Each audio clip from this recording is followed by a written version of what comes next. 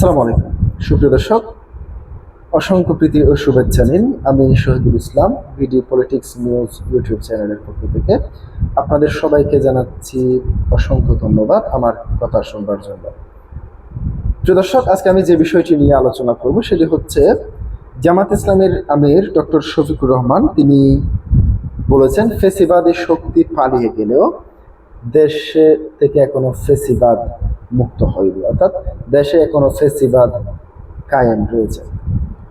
প্রিয় দর্শক, তিনি শোষণমুক্ত ও ইনসাফ ভিত্তিক সমাজ প্রতিষ্ঠায় কোরবানির শিক্ষা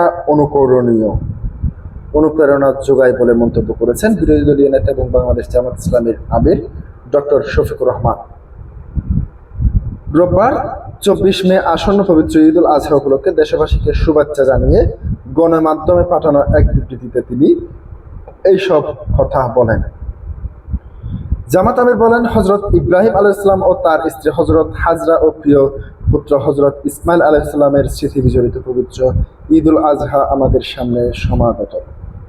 পবিত্র ঈদ উল আজহা আমাদের ত্যাগ ও কোরবানির মহান আদর্শে উজ্জীবিত করে এবং মহান আল্লাহর সন্তুষ্টি অর্জনের জন্য সবকিছু উৎসর্গ করার চেতনা জাগ্রত করে। সামাজিক বৈষম্য দূরীকরণ, শোষণমুক্ত ও ইনসাফ ভিত্তিক সমাজ প্রতিষ্ঠায় কোরবানির শিক্ষায় আমাদের অনুপ্রেরণা যোগায়।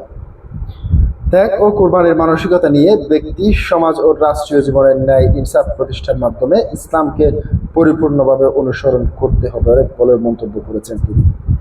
শফিকুর রহমান বলেন, দেশ থেকে ফেসিবাদী শক্তি পালিয়ে গেলেও দেশে কোনো পুরোপুরি ফেসিবাদ মুক্ত হয়নি। তারা বিদেশে অবস্থান করে এবং দেশের ভিতরে আত্মগোপন থেকে নানাভাবে বিশৃঙ্খলা সৃষ্টির অপচেষ্টা চালিয়ে যাচ্ছে। দেশ যাতে শান্তি ও স্থিতিশীলতার দিকে এগিয়ে যেতে না পারে সেজন্য তারা নানা ষড়যন্ত্র চক্রান্ত করে যাচ্ছে। দেশবাসীকে ঐক্যবদ্ধ হয়ে তাদের এইসব চক্রান্ত ষড়যন্ত্র রুখে দিতে হবে। মানবিক বাংলাদেশ প্রতিষ্ঠা না হওয়া পর্যন্ত আন্দোলন সংগ্রাম অব্যাহত রাখতে হবে। পবিত্র ঈদ উল আজহা সামনে রেখে হজরত ইব্রাহিম, হজরত হাজারা ও হজরত ইসমাইলের মহান ত্যাগের ইতিহাস গভীর শ্রদ্ধার সঙ্গে স্মরণ করেন জামাত ইসলামের আমির।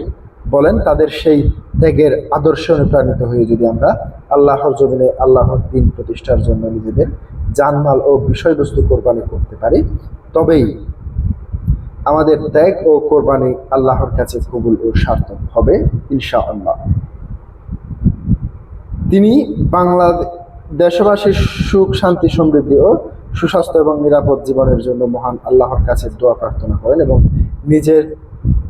নিজের ও জামাতের ইসলামের পক্ষ থেকে সবাইকে পবিত্র ঈদ উল ফিতরের শুভেচ্ছা জানান। প্রিয় দর্শক, আজকে পর্যন্তই। আসসালামু আলাইকুম।